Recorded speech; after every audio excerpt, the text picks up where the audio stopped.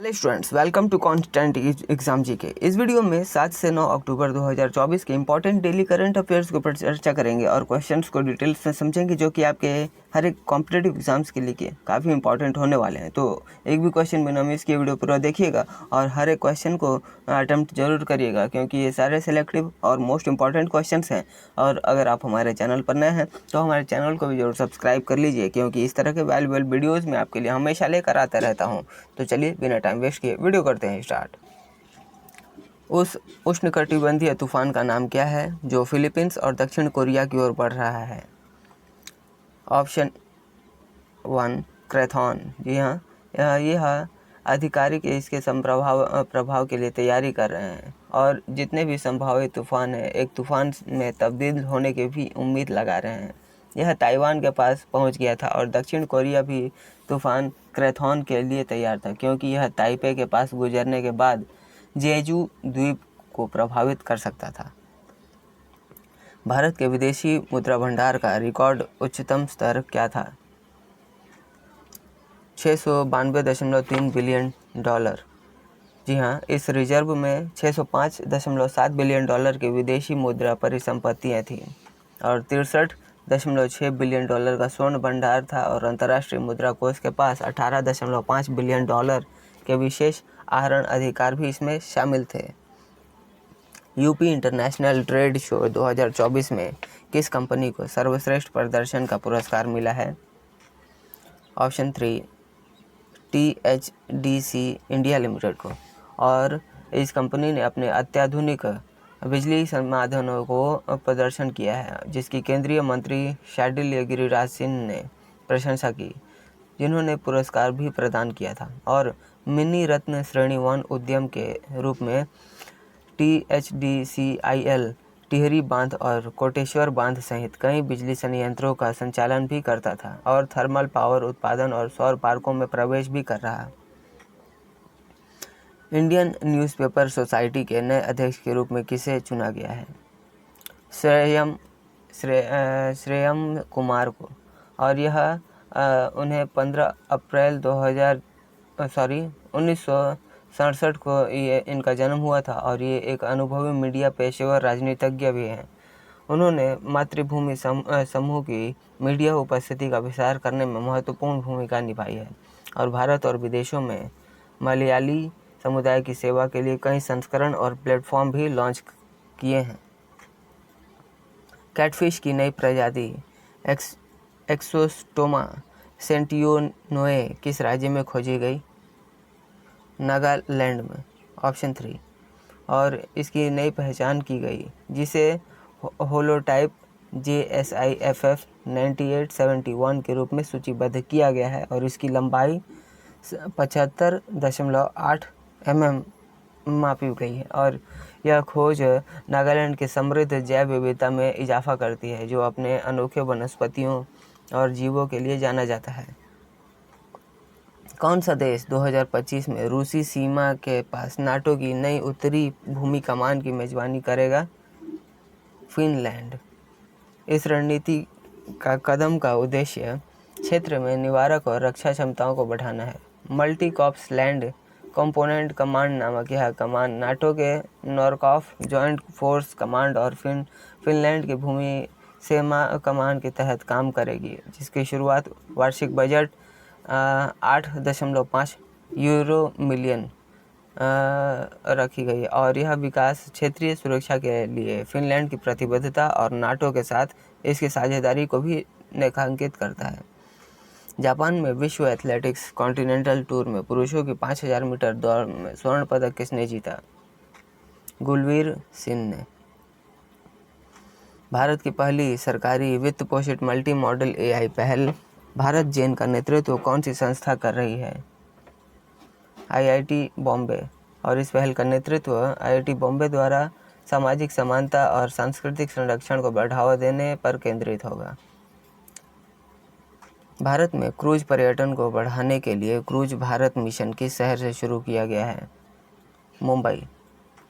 इस पहल का उद्देश्य भारत को वैश्विक क्रूज पर्यटन केंद्र में बदलना है, जिसका लक्ष्य 2029 तक क्रूज यात्रियों की संख्या को दोगुना कर देना है। और मिशन 3 प्रमुख क्षेत्रों पर जोर देता है: महासागर, बंदरगाह और नदी, अंतर्देशीय और द्वीप क्रूज।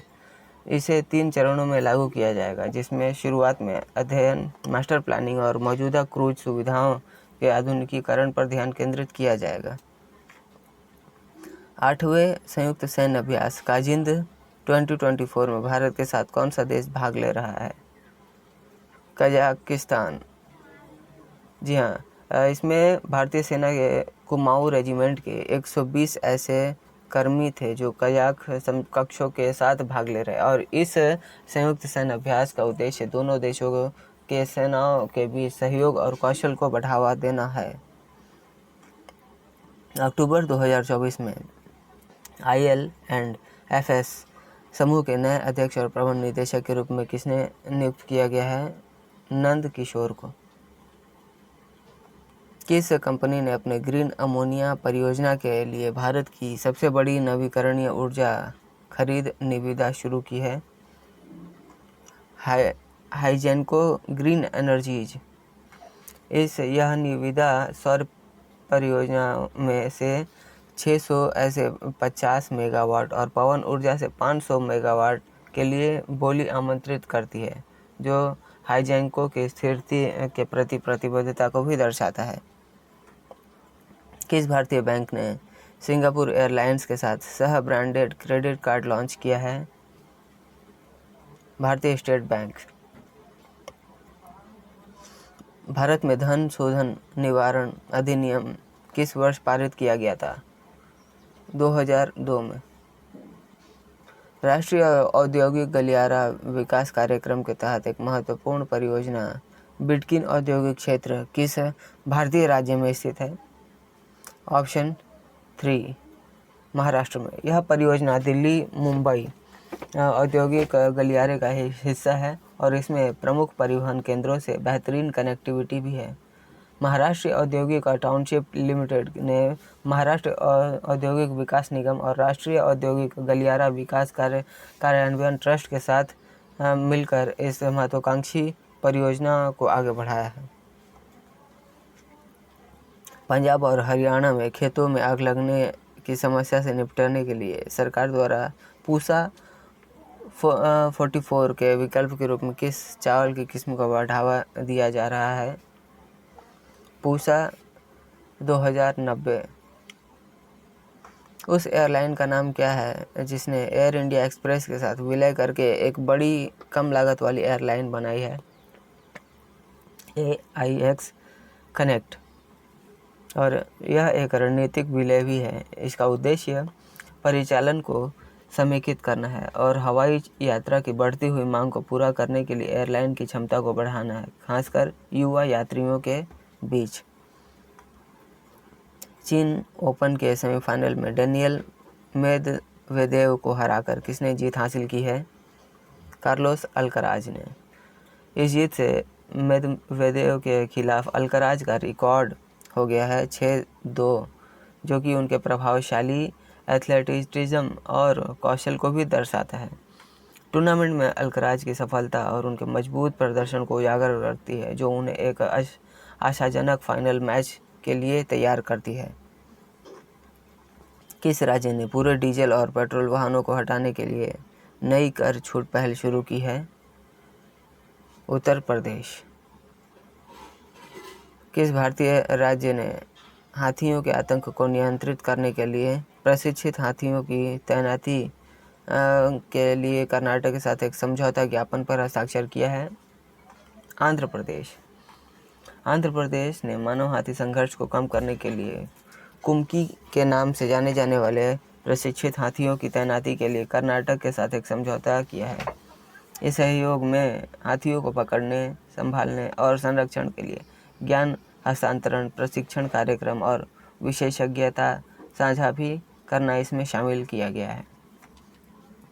तो स्टूडेंट्स, ये थे आज के हमारे इंपॉर्टेंट करंट अफेयर, जो कि आपके एग्ज़ाम्स के लिए भी काफ़ी इंपॉर्टेंट होने वाले हैं। तो आशा करता हूँ आपने सभी क्वेश्चंस का सही अटेम्प्ट किया है। आपने कितने क्वेश्चन सही किए आप हमें कमेंट करके भी ज़रूर बताइएगा। और वीडियो पसंद आई है तो वीडियो पर एक लाइक ज़रूर करिएगा और इसे उन लोगों को ज़रूर शेयर करिएगा जो कॉम्पिटिटिव एग्ज़ाम्स की तैयारी कर रहे हैं, ताकि उन्हें भी इन सारे क्वेश्चंस का हेल्प मिले। और अगर आप हमारे चैनल पर नए हैं तो हमारे चैनल को भी ज़रूर सब्सक्राइब कर लीजिए, क्योंकि इस तरह के वैल्यूबल वीडियोस मैं आपके लिए हमेशा लेकर आता रहता हूं। और अगर आपको हमारे पिछले वीडियोस को भी देखना है तो आप हमारे चैनल को भी विजिट कर सकते हैं, जहां मैंने डिफरेंट टॉपिक्स के ऊपर प्लेलिस्ट बना रखी है, जो कि आपके हर एक कॉम्पिटिटिव एग्ज़ाम्स के लिए काफ़ी इंपॉर्टेंट होने वाले हैं। और जाइए आप और उन टॉपिक्स को भी कवर करिए, क्योंकि वे आपके एग्ज़ाम्स के लिए काफ़ी इंपॉर्टेंट हैं। तो चलिए मिलते हैं नेक्स्ट वीडियो में, तब तक के लिए कीप वॉचिंग, कीप प्रिपेयरिंग।